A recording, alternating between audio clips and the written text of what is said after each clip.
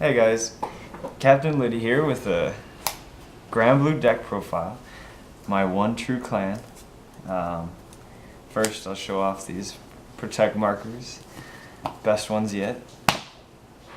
Go into the grade 3s first. The first obvious choice for grade 3 is for Basker. So he's the new boss grade 3. His first skill is just the utility one. If you have 10 or more cards in your drop, he gets +5 in a crit. And then the one that you're basically going to try to use every turn, since this is standard and not premium, whereas in premium you can just like spam your field. You can really only get like 1 or maybe 2 calls from the drop in standard, which is alright, I guess. Your Vanguard is going to be hitting for big numbers though, because his skill is Karma Blast 1, Soul Blast 1, and call a card from the drop. And then he gets +5 for every grade of that unit. So a lot of times you'll be calling your Skull Dragons, which I'll show you next. And then he'll get big power, Skull Dragon will get big power, and then you just swing big on that turn. So yeah, he's awesome. I love him. Next is 3 Skull Dragons. He is a really good card. They made him balanced because you can't normal call him, because his skill is he gets +2k for every unit in your drop, which is really strong because he hits humongous numbers later in the game when your drop is just very large. So yeah, he's a great card. I run him at 3 because you don't really need to see him too much. It's not like you need to see him in your hand, you know? So like, yeah, running 3 is fine because you'll mill it eventually, and you really only are able to call maybe 1 if you have like a Night Mist or something on grade 2, and then you use that to call him later too. But yeah, most of the time you only have 1. So, and then the 2 random grade 3s that I run is the Witch Doctor, Negro Breach, and Violence Franger. So these are the 2. Granblue is like the only clan that you can really run one ofs, I would say, because you'll just randomly mill and then maybe you'll get this, or maybe it'll be in your hand. He's really only there for, I guess you could use him as another big swinger because he gets +10 if you have 10 or more cards in your drop.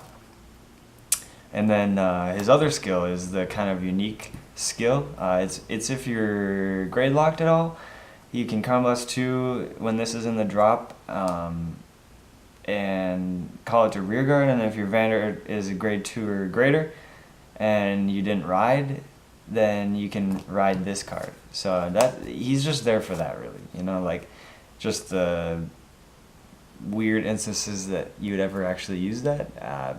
I've never had to in all the testing that I've done.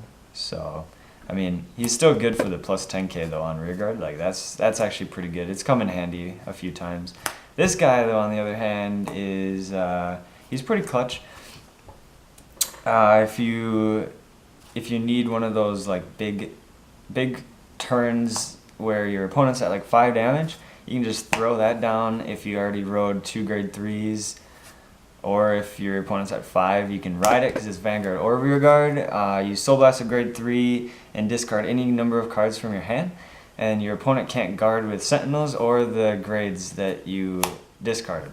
So basically you just want to have like a 0, a 2, and a 1. And then they basically can't guard the attack. So I mean, it's pretty good. That's only really good if they're at 5. It's come up a few times where I tried using this at 4 and just we're trying to bank on a crit, and like it could happen, but it didn't. So you know, it's one of those game winners, that's for sure. Next we'll go on to grade 2s. So first we run 4 of the best girl of Granblue. Rune Shade.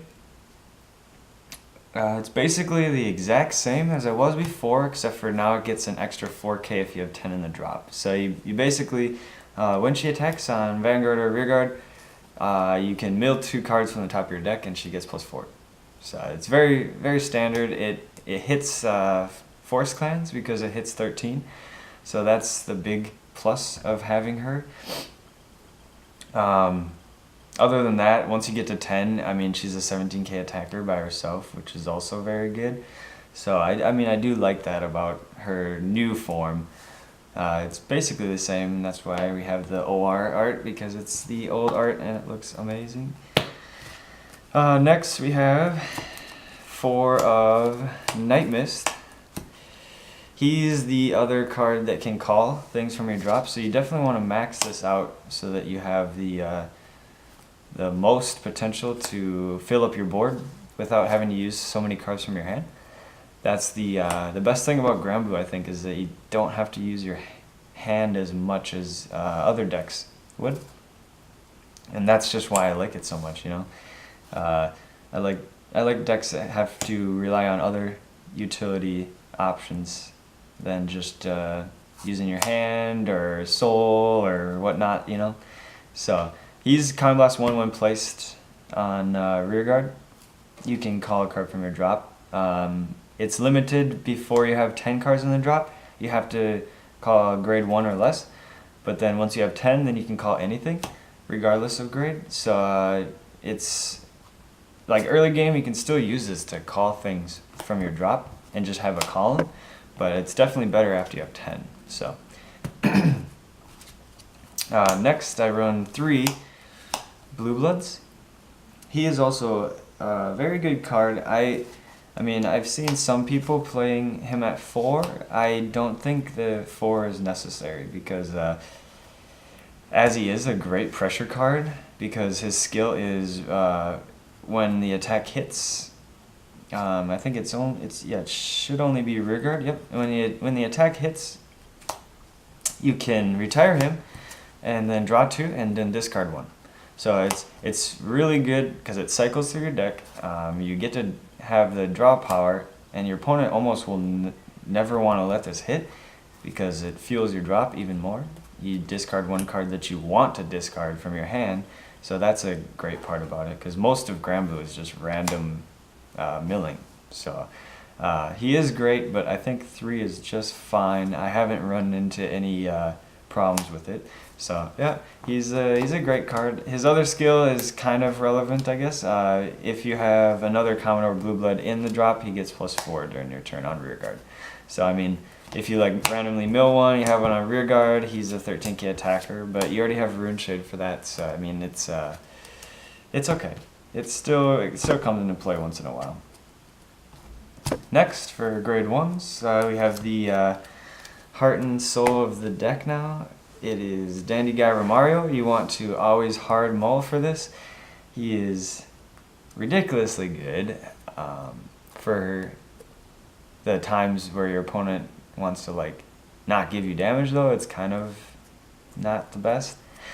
Because I have had that happen where like facing OTT or something like that, you ride into this and then they go second, they attack in and they ride like a 7k or something, and it's 1 to pass and they don't get a trigger, so then you're kind of just, it's meh, because then you don't get to use the Counterblast 1 effect of him.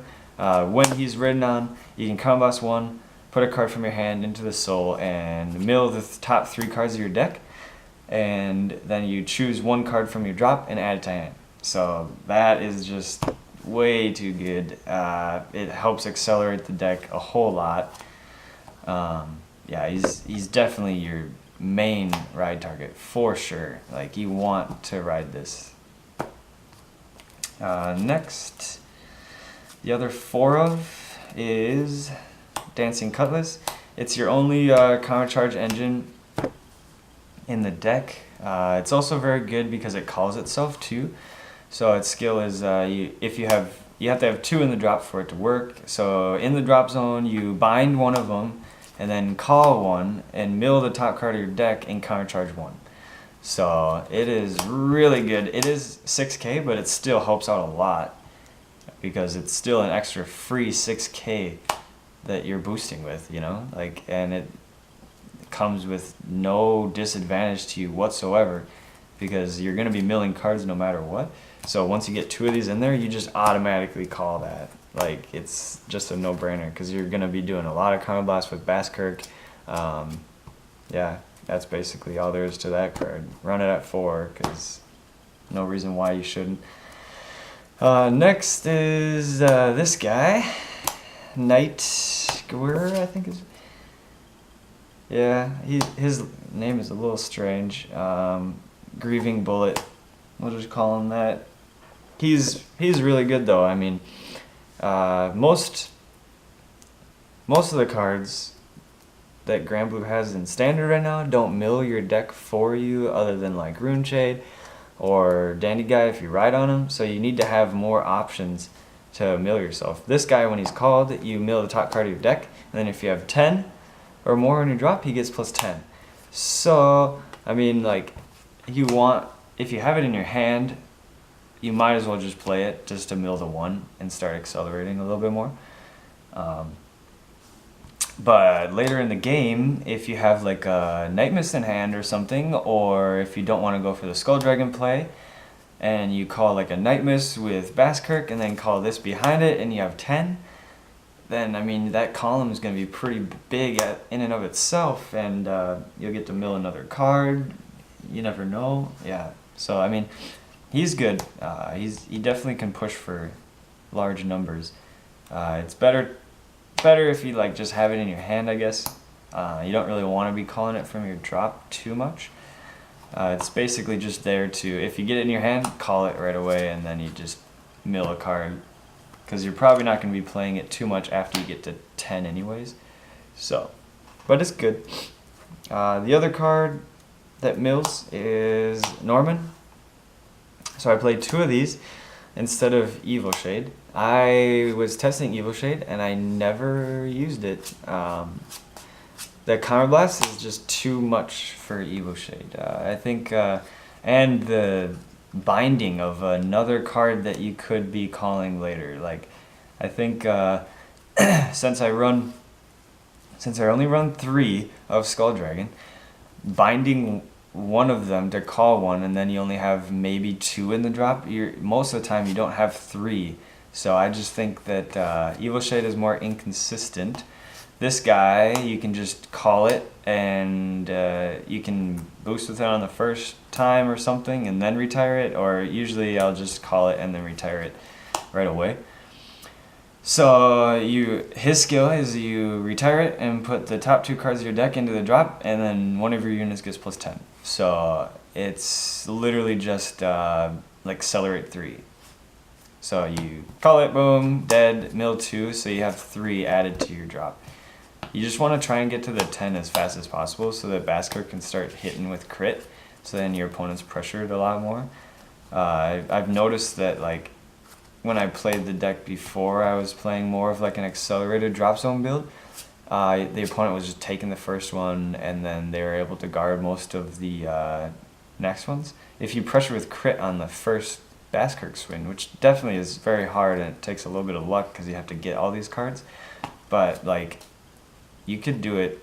You could definitely do it if you get all of the right curve. So I think it's better than running Evil Shade. Evil Shade didn't do too much for me, so I don't know. I might go back to it in the future or something if I find that the build isn't working anymore. But this seems to work just fine now. So next, I run 4 of Gus Jin. He's the perfect guard. It's kind of self-explanatory. You don't really want to run the grade 1 perfect guard. You definitely want to run this one, because there's too many grade 1s that you want to run in the deck that you can't really use perfect guards to eat up those spots. So Gus Jin's great. Yep, that's all there is to that. And then I also run 2 of Pirate Ship Handler Paolo. I was running just for draw 8 crit, and then I realized that sometimes your hand just isn't really there, and you don't necessarily like need crits too much. They definitely help, but Basskirk is pretty much swinging with crit every turn. So having the card advantage is actually a lot better. So I think running the 2 extra draws is not bad, especially since they're perfect like protect fodder. You know, like you'll have a protect marker in hand. You don't really want to discard anything else. You can just discard this 5k that you don't really need. You know, like most shields nowadays are 15, so like 5k shield really isn't going to do much. You can just discard that to use protect rather than discarding like a good grade 1 or something like that. So even if you get these in hand, they're not dead, you know? So I think running 6 draws is actually pretty good. So then that's kind of self-explanatory as to what the other triggers are going to be. It's 6 crit and then 4 heals, obviously. The Rick the Ghosty with the new really good art. I like that they did him a service, kept his demeanor, but changed the background and made him look a lot better. And then yeah, obviously Guiding Zombie as a starter. I really like the deck. I just like Granblue, but the standard deck is really cool. I didn't expect it to be I don't know, as non-consistent as some games are. It really deteriorates your game state if you don't get Romario. Like, if you get Romario, your curve is really good because you ride into this, draw a card, and then next turn you ride into this, counterblast 1, you basically draw another card. I mean, like, it's too good. So getting this really changes how your game's gonna go. So I think that factor is kind of but the deck as a whole is awesome. I absolutely love Baskirk. I think he's an awesome card. I'm glad that they made kind of like an older unit into a new unit, because nobody really played the Mega Blaster original one of him. So I do like that. Other than that, I guess just tell us what your thoughts are. If you have a different strategy for how you think Granblue should be built, you can definitely let us know in like the comments, and yeah, just let us know your thoughts. Give us any feedback that you think is necessary, and yeah, that's our standard Granblue build. Thanks, guys.